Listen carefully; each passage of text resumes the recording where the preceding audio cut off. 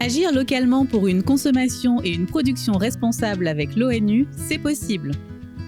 193 pays ont défini 17 objectifs de développement durable à atteindre pour 2030. Les fameux 17 ODD. Et en Martinique, qu'est-ce qu'on fait pour les ODD ? L'objectif de développement durable numéro 12 vise à établir des modes de consommation et de production qui soient durables, donc qui utilisent les ressources et l'énergie de manière efficace. En clair, il va falloir faire plus et mieux avec moins. Oui, mais comment agir localement ?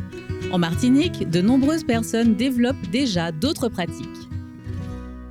Livia Flavien est animatrice écologie industrielle et territoriale, ou EIT, à l'association Entreprises et Environnement.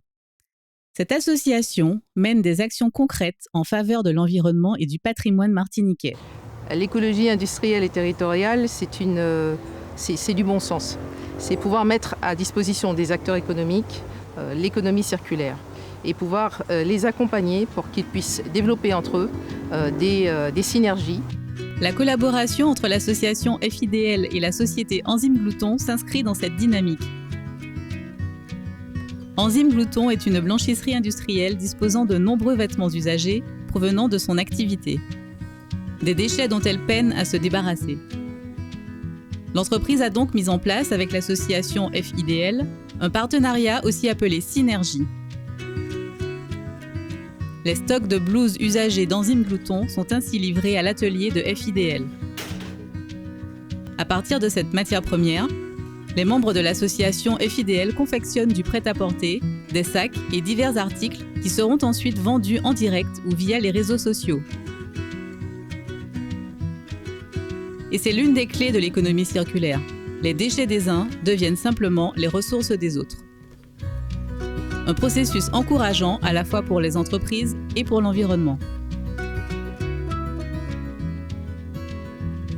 À Saint-Joseph, la petite structure de Luc Lebille va aussi dans ce sens. Cet ébéniste chevronné du quartier Chapelle s'est spécialisé depuis plusieurs années dans la récupération des palettes de bois pour réaliser des meubles à la fois élégants et originaux.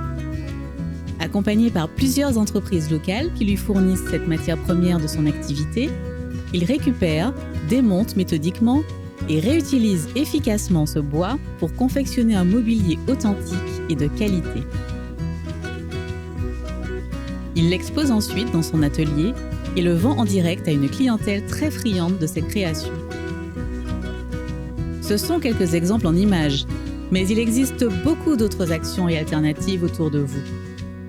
Économie sociale et solidaire, démarche zéro déchet, réparation, achat d'occasion ou autres recycleries.